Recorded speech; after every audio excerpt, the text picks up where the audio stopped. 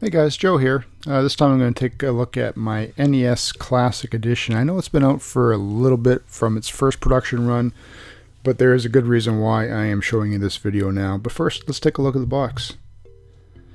As you can see, obviously classic NES on the front. It shows some of the games that are included. There is 30 in total for this system. Obviously picture of the controller.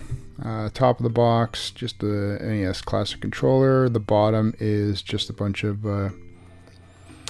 regular information on customer service and warnings. HDMI is the main reason why this unit is so special. Essentially, it's just sort of a big RetroPie unit, but there are other features to it. There's the side of it here. You can pause if you want to read this, but it just talks about the NES Classic controller and how it's similar to the original one. And then the other side is the NES console, a retro blast from the past. And on the back, it shows you, well, it has pictures of a few of the games, like Final Fantasy and Ice Climbers and Kid Icarus and Donkey Kong and Gaiden, Mario 3. All the mega hits, I guess you could say. A lot of the favorites. And in the bottom right, it actually has a list of all the games. I'm not going to read them all, but you can pause it if you like. But we'll take a better look at them as we get further in and turn the game system on.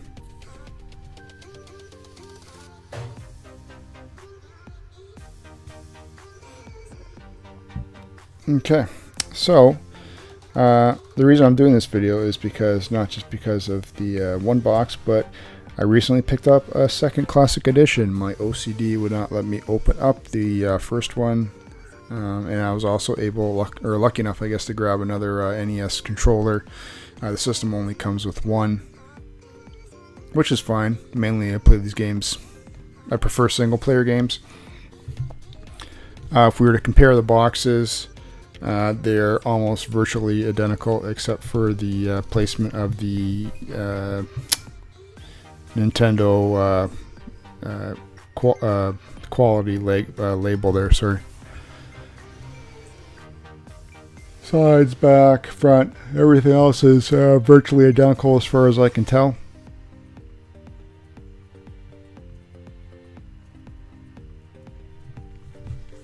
But the reason why I went and got a second one was because I enjoy keeping my stuff pretty minty in box. So I figured if I can get a second one cheap enough, why not grab it? This way I can actually I can use it, and I've actually had this for a little bit now, and I'm finally forcing myself to open it up.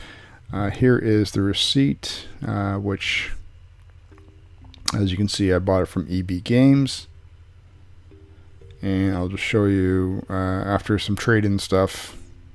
Actually, after using up some credit, I ended up paying $22 for this thing. So, and the stuff that I had credit for cost me virtually nothing. So, literally $22 system, which I'm more than happy to pay to grab this extra unit.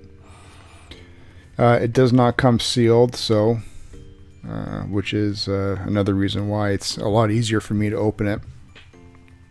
Especially it'd be easier if I actually had nails too. So first we're just going to pop open the side. Again, sealed pretty much like an original NES that came out. Let's get this cardboard out. I like how on the side of the flap there it says, "Now you're playing with power." It's a nice little touch. This thing is in tight. So if I can just finally get this out.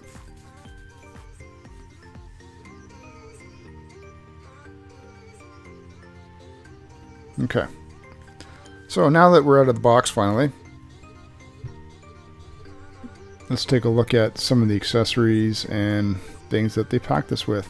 It's it's tightly packed, so needless to say, just to save on probably packaging and whatnot. But I like that. So first off, we have it appears to be one of those little mini posters that comes with a lot of the games or the systems. First one is basically just your warranty and user information. The second sheet here appears to be I don't know if this was a classic poster from when the system originally came out. It doesn't look that familiar to me, but it could possibly have been. Doesn't look like one that came with my NES. But anyway, Rob the Robot with a couple of Black Label games. Now you're playing with Power in 1985. So there's Rob, controllers, the system. Like I said, 2 Black Label games, Duck Hunt and Gyromite. Gyromite I don't have, but again, it's pretty useless. If the whole gimmick with that was with the Rob the Robot. So startup instructions, fairly straightforward. I think if you've been playing video games, you could pretty much chuck this sheet if you wanted to. Opening up the rest of the package here.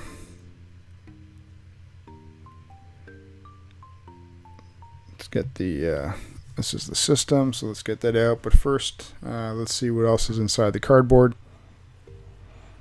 This is the controller. So we got what's this here? The plug. Nice Nintendo logo on the back there. Nice finish on it. Nice, solid, sturdy. Doesn't feel hollow, so I'm happy about that. It's nice. It's nice that they seem to have put a little bit of quality and effort into the system. All right, so lifting up the top. This is the power cord. So one end plugs into that little wall socket. The other plugs into the Nintendo system. Here's the HDMI cables.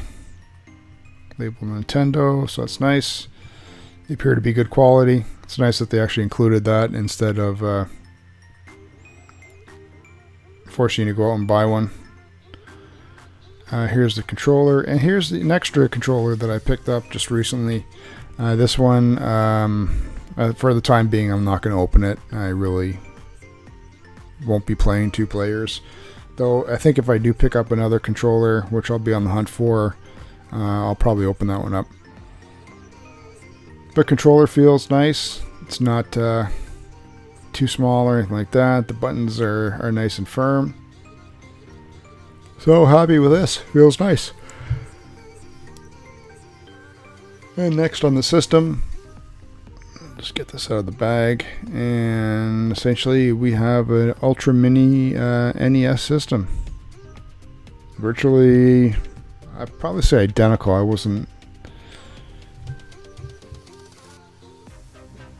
like the there's the back with the plugs. I like the matte black finish on this black part that they put across the front and back there. Extremely nice looking. Doesn't seem to be any flaws.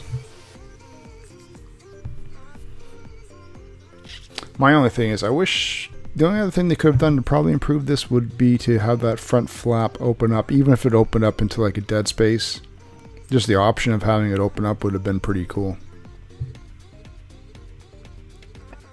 And that's it.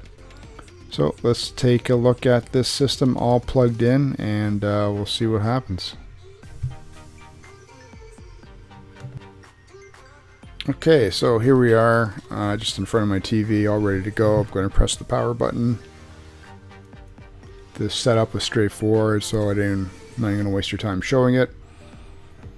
Literally just plug the HDMI from the system to the TV and plug it into the socket. So you start off right away with choosing what language you want to play your system with. So obviously I'm going to go with English, and immediately we are presented with all the 30 games. My only complaint with this is that they show 4 across the screen, but as you're scrolling to the right, the name of the game and the one that you're scrolling on is on the far right. I wish they had done maybe like 5 games across the screen, with your cursor always being on the center item as opposed to the one on the far right here.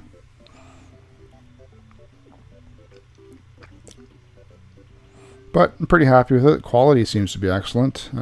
Super clear picture, obviously simple format. I know people have modded these things. Moving on up, we can choose 3 different display options. Whatever, man. 4:3, good enough for this little video.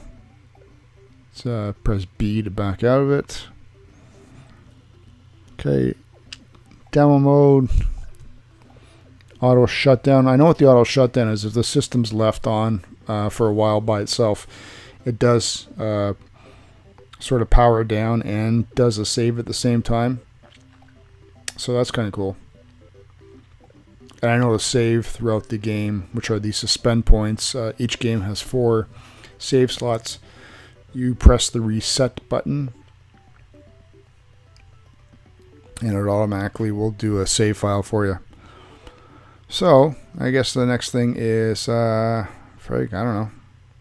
Let's pick a game. Super Mario Brothers. Why not? Curious to see what the lag is, if any. I haven't heard too many complaints, so I think it's pretty good compared to, like, saying emulators. You know, like you mod an Xbox or you mod a Wii system, and you play like a Nintendo game or whatever. There can be a little bit of lag sometimes. From what I can tell so far, it seems to be pretty good. And again, I haven't played this game. I'm just going to goof around with this one, but I haven't played this game for I don't know how many years. At least a really good playthrough anyway.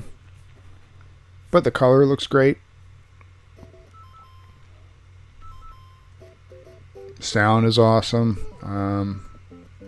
I guess the next test will be maybe to try the different video modes, but I'm not going to bother at this time. I think they're pretty straightforward with what their descriptions were.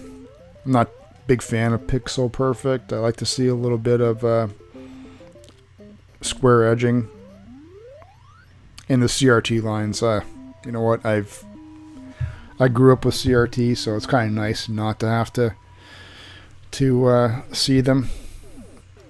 I think that's kind of the whole purpose for the system, right? Well, 1, ease of gameplay, and then 2, you want to have good quality. So it's I just pressed the reset button here, take us back home, and you can see the save file there. So you press A, and it should save it in the first slot. Okay, so we'll try one more, and then maybe that'll be it. What's a good one here? Nice, quick, easy one. Let's go Excite Bike. Selection A. Haven't played this one for, I don't know, 5 years.